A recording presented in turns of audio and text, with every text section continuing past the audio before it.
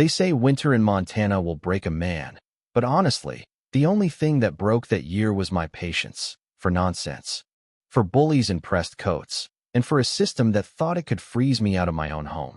You know, some folks move to the middle of nowhere for peace, some for beauty, some just to disappear. Me? I came for all three, plus the simple hope that my daughter could breathe easy for once in her life. Instead, what I got was an HOA president named Karen, a woman who made frostbite feel like a gentle suggestion. Let me just set the scene for you, so you see it in your mind's eye. 6 feet of snow up the barn doors, cold so sharp even the coyotes went quiet, and me half-dressed, bootlaces in one hand, the other reaching for a reinforced hatch handle. The plan was simple. Check on supplies, keep the generator humming, let my kid sleep through one more night with enough heat to keep her lungs steady. I never counted on the sound of a crowbar biting into old wood at dawn. Not out here, not now. But there it was, metal on timber, quick and dirty. Followed by the snap of a phone camera like this was some magazine shoot for Better Homes and Villainy. I pushed the door open and, yeah, it's her. Karen, in her signature crimson peacoat, clipboard waving like a sword, already halfway into my winter shelter. She dressed for an audit, not a blizzard, and she looked about as startled as a cat burglar at an open window. Didn't even blink when I called her out. I'm just inspecting, she sniffed, waving her phone badge style, acting like my shelter was a crime scene. Section 4B, Exterior Uniformity, she chirps, as if quoting the holy book. I just stood there, steam pouring from my mouth, and told her straight. She was breaking in, and this wasn't even HOA jurisdiction. That's when she whipped out a folded, snow-stained vote, claiming some phantom amendment now made my supply barn her business. Only, see, I know a forged vote when I see one. I know it in my bones, same way I know a storm is coming by the way the pines lean. 3 names on that list had moved out of state last year. One had even sent me a Christmas card from Arizona. But Karen, she wanted a reaction, not a debate. When she started taking pictures of my backup fuel, I told her to stop. She didn't. So I stepped out, walked the barn, and shut the secondary lock with a click loud enough to rattle her clipboard. Locked her right inside. Her voice turned shrill on the other side of that insulated door. You can't do this. But oh, I could. And I did. Walked back to the house, called the sheriff on the old landline, because cell service in weather like this is just another broken promise. Trespassers secure, not hurt, but I need a unit out here. I told the dispatcher, who said it'd be 30 minutes, roads being what they were. I stood at the window, watching the snow come down harder, and wondered how many more storms I'd have to weather before someone finally took me seriously. You might be asking how I ended up out here, playing sheriff, paramedic, and lone survivor all at once. Well, let me back up a sec. I wasn't always the guy stockpiling fuel and learning to fix a generator in my sleep. Once upon a time, I was Detective Owen Richter, city man, badge and all, running narcotics cases until I ran face first into a corrupt DA. A blown wiretap, and one scandal too many. They tried to pin it on me, but I walked away. Pension intact, dignity bruised, and a daughter, Sophie, whose lungs couldn't handle city air, pollen, or cold without heat. We spent a year wandering between hospitals and hotel rooms, searching for air she could breathe. That's how I landed here, in this wind basin by an old ranger station, deed in hand, hope in my pocket, and a survival shelter 10 feet underground. Left over from the Cold War, but upgraded for modern times. Out here, you prepare or you perish. Karen arrived last spring. Pearls, perfume, and a vision of turning our ragged little valley into a page out of House Beautiful. She bought Lot 3, borrowed her brother's money, and started spouting off about community spirit. Said she was going to elevate the neighborhood aesthetic.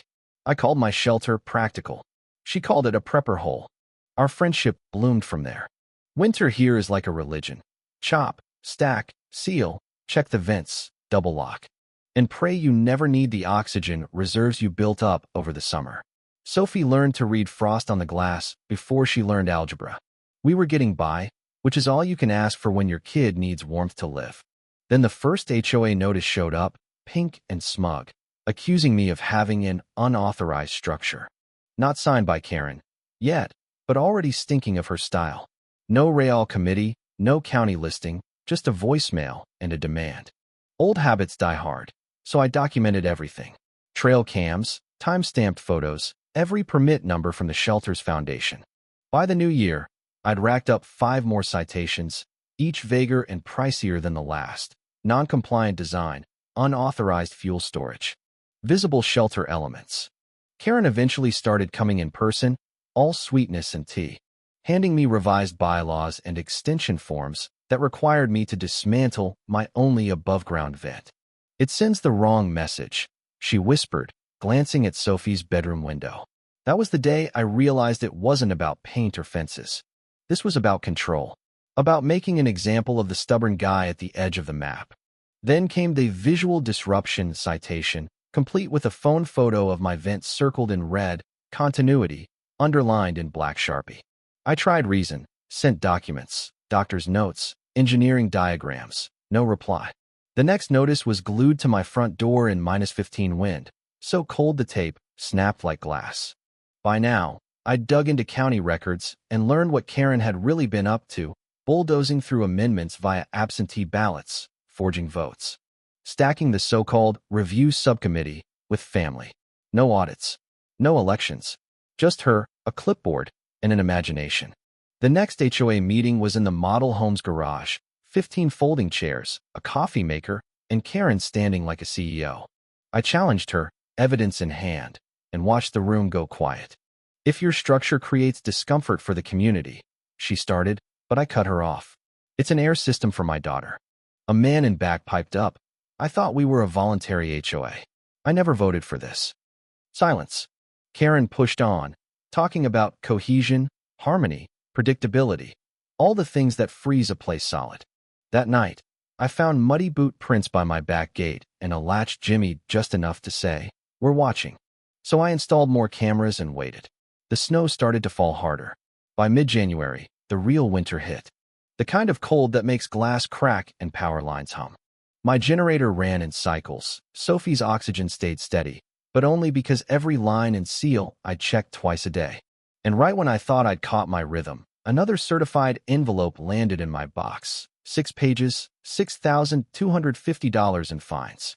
For auxiliary structure, non-compliant paint color, as if I had time to paint in Sub-Zero. Excessive wood pile visibility. I mean, come on.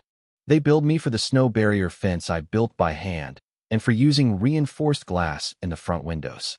Bureaucratic harassment, plain and simple. 3 days later, I found my main fuel tank's cap unscrewed, the seal sliced. Not stolen, just enough tampered to cause trouble when the weather turned. I checked the trail cams, grainy figure, hooded, careful, too steady to be a drunk teen. Filed a police report, but the deputy had that look. If nobody's dead, it can wait. So I upped my security again. Changed locks, upgraded bolts, buried more cameras, added a silent alert system. Karen's black SUV with the California plates cruised by more often, turning at the cul-de-sac, always slow. Then a letter arrived from some Community Compliance Enforcement Solutions, LLC, threatening a lien on my property. That's when I laughed. My land predates the HOA by a decade, zoned agricultural exception, not residential. But I knew what their game was, paper terrorism. If they forged enough, they could tie me up in court. So I did what I do best, built a case. Copied every notice, matched every date, every fake signature, reached out to my old contacts at the state. This wasn't just one power-hungry president. This was a racket. RICO style. Things escalated when someone sabotaged our main heater, cut the fuel line just enough to let air in, nearly froze us out at 3 in the morning. Sophie's lips were blue by the time I rerouted the emergency tank. Infrared footage caught a glint, a circular HOA pin at the saboteur's collarbone. Karen's special gift to her cronies. I dropped a flash drive at the sheriff's office and started cross-referencing payments. Turns out, most of the HOA's contracts ran through a shell company, Pineshore Management, owned by Karen's cousin. Votes, fines, even the pink notices were being printed off-site and slipped under my door during blizzards. When the blizzard finally came, it wasn't the snow I feared, it was the roadblock. The only way out suddenly chained shut with a private road closed for community safety sign. A camera blinking, a red light like an accusation. I raced back home, Sophie shivering, heaters running low. Every backup tank had been siphoned dry. I'd been so focused on fighting paper, I missed the real attack. It was time to escalate. I called Deputy Mara Jordan, a friend from my city days, now up north. Gave her the whole story: sabotage, fake votes, illegal roadblocks. "Hang tight," she said, promising to talk to the county. That night, I barely slept. Generator humming, Sophie cocooned in blankets, the wind howling. At 2:30 a.m., the motion sensor tripped. Rifle in hand, I found not a stranger, but Karen herself, half frozen, coat torn, eyes wild. "Heater failed. Pipes burst. I thought you had extras." I stared. "You locked us in, and now you want help."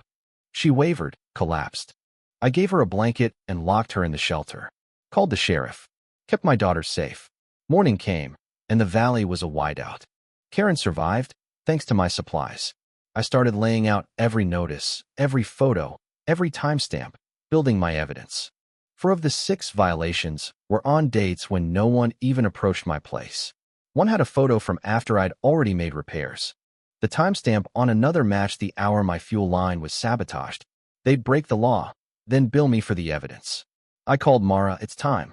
Bring the sheriff, bring code enforcement, bring a lawyer." I even reached out to Shane, an old friend in State Attorney General's office. Sent the whole file, every forged vote, every shell payment, every phony citation.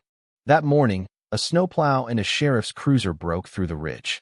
Karen, shivering in her red coat, was hauled out, finally speechless. The files were enough to open a full investigation. And yet, yeah, that happened. Even as she rode off in the sheriff's truck, her loyalists tried one more reprisal. 3 men in the night, coming for my porch and the gas meter. One racked shotgun blast sent them slipping and tumbling over snowdrifts, their plates and faces caught on camera. By sunrise, a protective order was in place. You'd think that would be the end of it. But Karen's web ran deep: shell companies, fake work orders, phony votes, and a development plan that funneled stormwater straight toward homes. All built on a floodplain. When the thaw finally started, I cleared the old forestry sluice gate and watched nature reclaim what she'd tried to pave over. A local reporter picked up the story, and suddenly, I wasn't alone. The emails, the calls, they poured in. People from all over thanking me for standing up, for not folding when the system turned feral. The courtroom scene was almost anticlimactic. Outside, winter was still chewing the landscape, but inside, the facts spoke louder than any speech. Karen, 2 attorneys deep, tried to plead community safety. We had the receipts, dozens of forged votes, illegal liens, evidence of sabotage and endangerment of a minor. Witnesses stepped up, neighbors who'd once looked at me like a threat. A board member confessed to signing what Karen handed him, out of fear. The judge cut through it all. This is systemic abuse, not governance. Karen was barred from HOA business, the case sent for criminal prosecution. The HOA dissolved within 6 weeks, its empire of paper burned to ash. What came after wasn't a parade. It was neighbors showing up with tools and wood, a homemade quilt for Sophie, coffee handed over with no words needed. It was quiet, the good kind. I rebuilt, upgraded, installed new vents, a comms terminal, a plaque on the winter spine. For those who prepared anyway. Not defiance, resilience. We survived because we planned, because we stood our ground, because we knew what mattered when the world went white and cold. Spring finally crept back, slow, stubborn, unwilling to rush. The gate Karen's crew had installed, pulled out by county trucks. Padlocks rusted, posts bent. Nature started to undo the damage even before the courts finished the job. The valley rebuilt itself, and so did we. One clear night, after the last of the snow melted, Sophie and I sat on the porch, stars overhead, the world finally quiet. "Do you think it'll happen again?" she asked. "Maybe," I said. "But this time, we're not just ready, we're free. And that's the only kind of warmth that matters."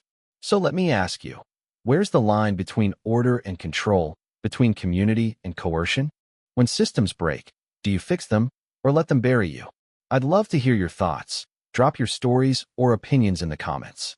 Tell me what justice means to you, or how you fought back when someone tried to freeze you out. Let's talk about what it takes to really survive a storm.